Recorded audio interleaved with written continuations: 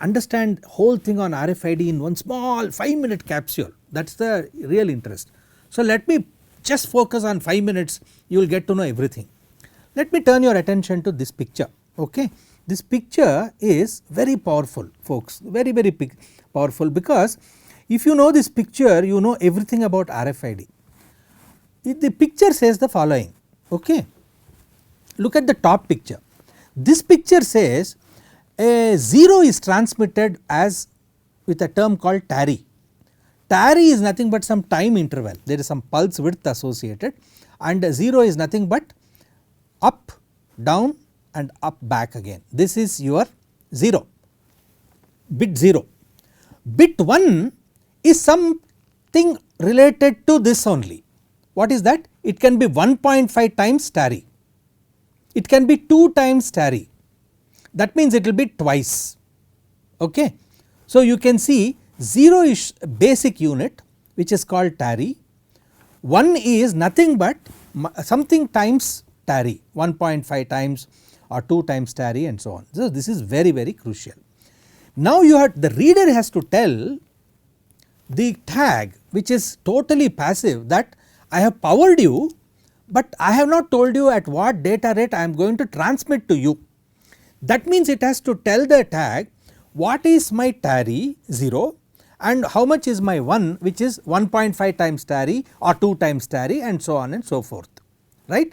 This much information should be sent out before you do anything, that is the starting point. That is, soon after you power you should send all this data. You see this down picture is exactly saying the same thing. First is you power, tag is up, powered, waiting for command, but before it can take a command all the parameters have to be pushed. This is the command. Between the command and the powering of the tag you push all these parameters. What are those parameters? You tell what is a 0, the width of 0 is mentioned, you can see here, it is clearly mentioned here, okay. And this is your, so you put a continuous wave, differentiate the continuous wave from that of the parameters by putting a delimiter, that is your delimiter here. Then this is tarry. Once this is tarry is fixed, it becomes very simple because your remaining 1 is also quite straightforward, okay. It will tell you how easily your 1 can be transmitted. Now the further good thing about this picture is it will tell you what is, so where is 1 here, where is the 1 which you are supposed to transmit? It is captured in this RTCal. This RTCal already tells you what is your 1, 0 is known and RTCal is known, you do not know 1, but RTCal also has 0 plus 1 which is RTCal. Therefore it is easy for you to find out what is 1. You see it is indirectly known, 1 is indirectly known. You know RTCal, you know what is tarry, therefore you know what is 1 which is hidden here already there, that is what it is trying to say here. Similarly if you know RTCal you will also know TRCal, because RTCal and TRCal are connected. How are they connected? What is this connection? You have to know. So you go down this paper, you will see all the connections. Look here, this table is crucial again. Tarry, I can start with 6.25, I can go up to 25 microseconds. That means I know what is my bit 0 width. Bit 0 width highest is 6.25, lowest is 25 microseconds. Number is high but data rate will be low. If your bit width is high, the data rate will be low. So that is you have to interpret. So highest data rate you will get if it is at 6.25, lowest data rate you will get if your bit is at 25 microsecond, because the duration of 0 is known now. Then pulse width, okay, pulse width is also mentioned here, it is 0.265 tarry, 0.525 tarry and so on. From here you know RTCal. RTCal is, you can see it is nothing but units of TRCal. TARI itself, not TRCal. It is nothing but units of TARI itself, 2.5 times TARI minimum up to maximum of 3 times TARI, that is also mentioned here. So your 0 and 1 duration is mentioned here. You can see he is not even telling you about 0 and 1, he is telling you about RTCal directly. Why is the question? Because TRCal is units of RTCal. Because you know RTCal, you can easily specify TRCal. What is RTCal? Reader to transponder calibration parameters. What is TRCal? Tag to reader calibration parameters. Okay. Or you can also say transponder to interrogator, that is the right word. So these things, actually this table with this picture is the most powerful thing. Then you send out the command and then you wait for the reply from the response from the tag, which by putting out a unmodulated continuous wave. Okay. Now if you know this much, you want to do a simple calculation. Let me point you to this simple calculation here. Look at this thing that I write here on this tablet. Reader to tag is pi encoded, pulse interval encoding scheme, that is called pi encoding.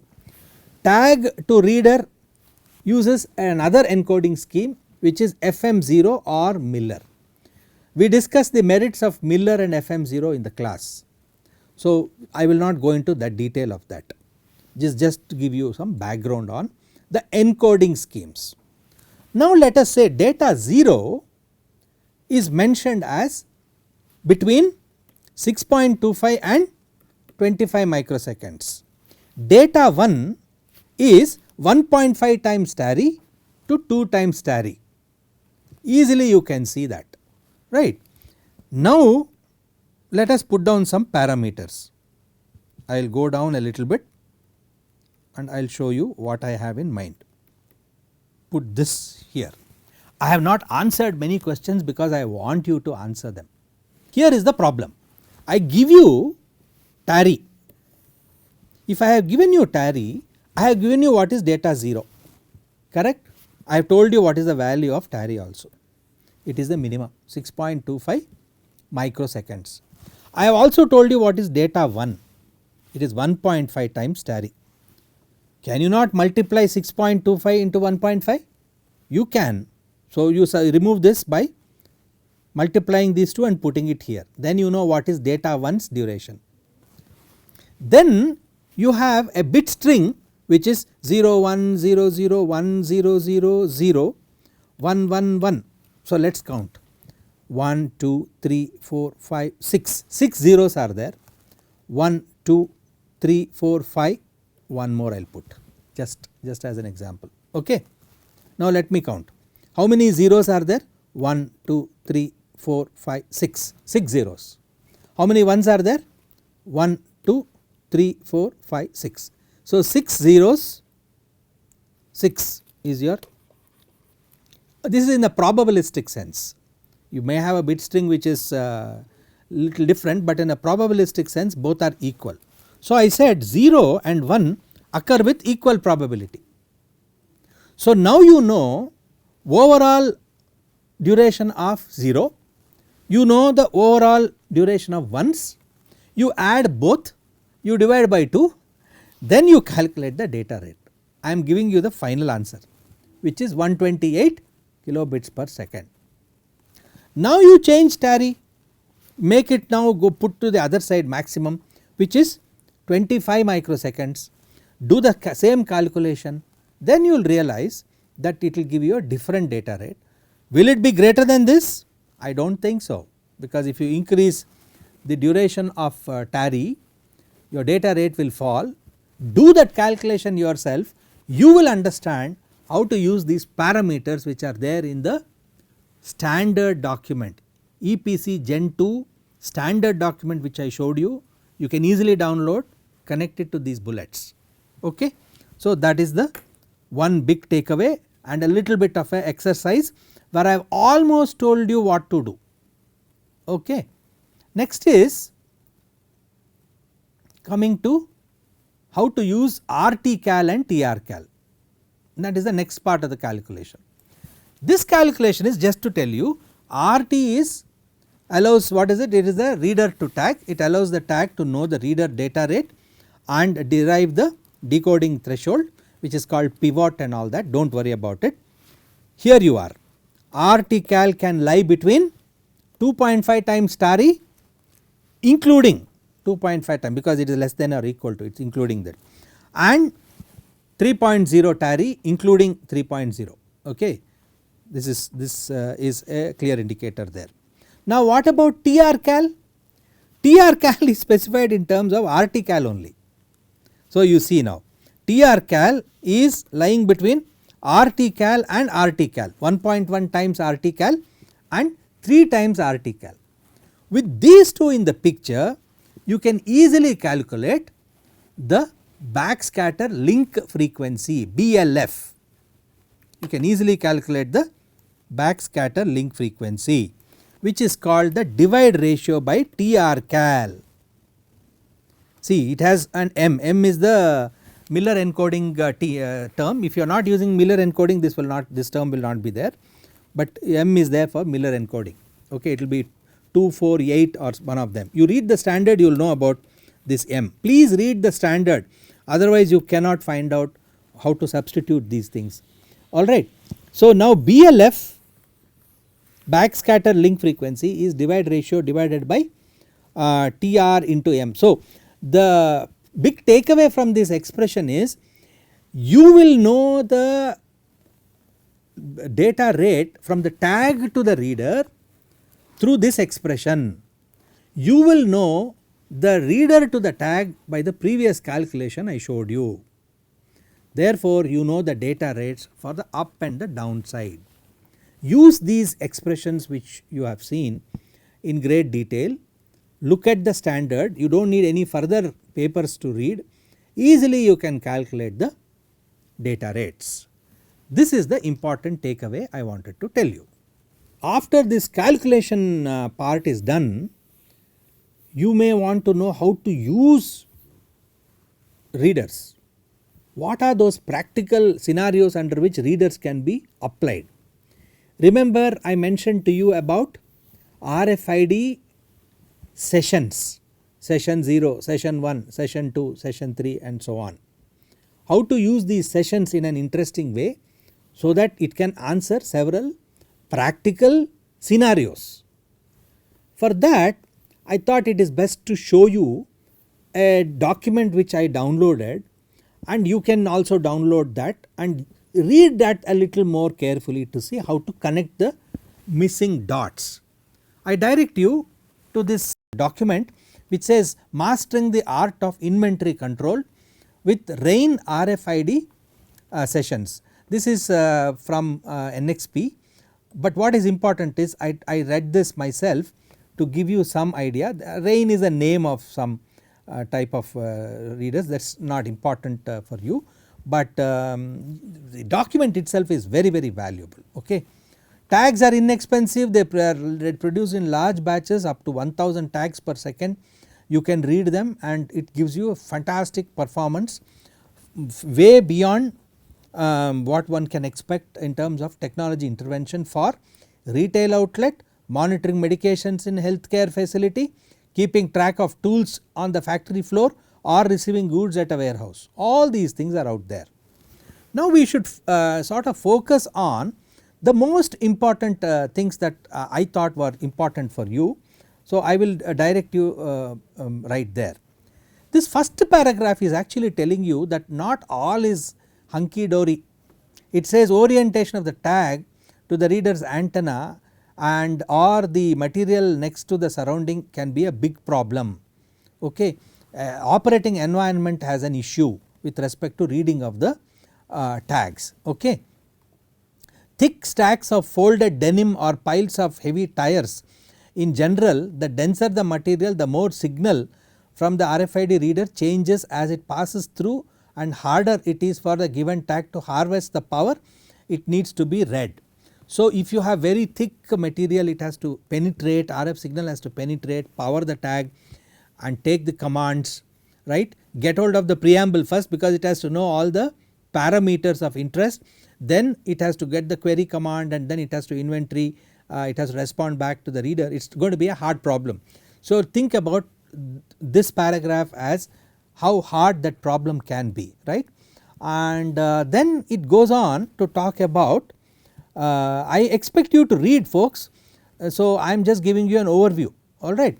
It goes back to explaining a few things about sessions to control crowds, he says. Okay, this section is called sessions, using sessions to control crowds. So he talks about using sessions to trigger a short period of dormancy after the EPC number has been read, gives weaker, less sensitive tags a chance to speak or heard. Once a tag is read, you should not let the tag be read again and again and again, folks. You are not giving a chance for other tags to be read. In an inventory system where there are thousands of tags, if one tag always hogs the bandwidth, it is not going to work, you are not completely inventorying. So you must use sessions as effectively as possible. You must use the states also that is mentioned here. You have session 0, you have state A and state B, right. You have reading of tags can happen in single target or in dual target and so on. So this picture is again telling you that. Now it tells you in pictorial form what is single target and what is dual target. This picture is actually speaking quite some has quite some information about single target and dual target. Look at this picture, what a beautiful sketch of the picture that he has shown here, which will sort of capture the imagination of the reader. Okay. Now he also makes one nice comment here, you should read this. When should you use single target, when should you use dual target? He says in dual target mode you do all this, and this is useful when static configurations, when it is important to know if a tag is no longer present. If you are interested, your main target of application is to know when a tag, when an item has been removed, do dual target mode on a busy shelf where you have go to a departmental store and the shopkeeper or the storekeeper is interested in knowing if an item has been removed, okay, and customer asks him, is this item available or not? His inventory says it is available, but on the shelf it is not there. He wants to know whether it is there on the shelf or not. So the storekeeper goes with a handheld reader and then uses dual target mode, because you are interested in knowing if a tag has been removed from there. So that is essentially what he talks about, reading using in dual target mode. Very rarely it is used, but it is a very useful thing in a departmental store, right. Now he will talk about single target mode. Tags are in when they are in only they are read in when they are in state A, and read once then move on. That is, you read it once, you go to the next tag and the next tag and next tag, because when it goes to state B, your the tag remains dormant and sets that flag there. So that is what he tells here. Then this document goes on to say about the 4 session types. I will not go into the detail, but I will tell you how this document can be used, okay. Alright, so to that I will go and show you the final answer, okay. This, you read this document, this sentence I found to be useful. What does it say? Let us read it together. He says, you use session 0 is a good choice for smaller populations where the tags need to be identified multiple times. This can however lead to large volumes of data and can reduce the number of unique tags recorded. Yeah, that is the compromise. It is a compromise, it becomes a compromise if you have very large populations. If it is a smaller population, session 0 is good enough, that is his conclusion. Similarly, he concludes about session 1 also in a way. It is just a high level view of his conclusion. Session 1 is well suited for use with larger tag populations where the tag needs to be read repeatedly but with a delay between reads. This makes it a good choice for smart cabinets and potentially retail stock inventory. Now you see continuous slow reading session 1 and single target search mode. Just look at this picture, it will read volumes of information about the way by which you can configure readers. Similarly, session 2 and session 3 support read once functionality, which is great for large populations where the tags do not need to be read again immediately after leaving the antenna energy. Okay. So, this is also very important. You may want to use this in scenarios where there are two requirements to be of a tag being read twice by two different readers. Remember, a tag can be read only once by one reader. The second reader has to be read time interleaved. So, he will give you options in session 2 and 3 for you to configure it. So, your deeper understanding of RFID actually depends on how well you have understood session 0, session 1, session 2 and session 3. So, put maximum energy in trying to understand these 4 sessions, right. So, now session 2 have an extended persistence period and remain asleep. The next time they need to be read, the inventory count will be missing some items. Anyway, so if you read it, you will quickly realize those issues as well. Then how to combine everything into one is the question, right. He takes fantastic 4 examples, 2 or 3 very good examples. One example he is talking about is retail outlet, okay, and he will tell you the nice things about this application. Session 2 for example might be used for handheld terminals and session 3 for gate readers. So, you see already he is talking about a scenario where 2 readers are there. You have handheld terminal by a human and session 3 you can put for the gate reader. Sessions 2 and 3 are good options in these cases because they let multiple devices read the same tags at roughly the same time to generate independent inventories. So, he gives you an example, okay.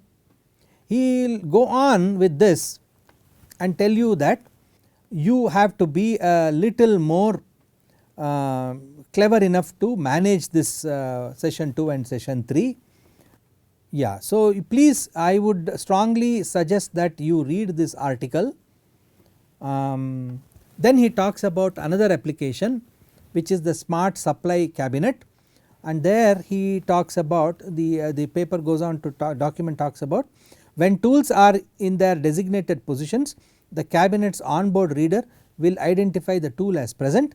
In this case continuous reading in session 0 or session 1 is called for. That means you put the tools into put this for this application, put it to session 0 or session 1. Okay folks, so the point really is that this document and few more which I pointed during the class might help you to understand the way by which sessions can be exploited for multiple applications, and this document I pointed you is extremely useful. Thank you very much folks.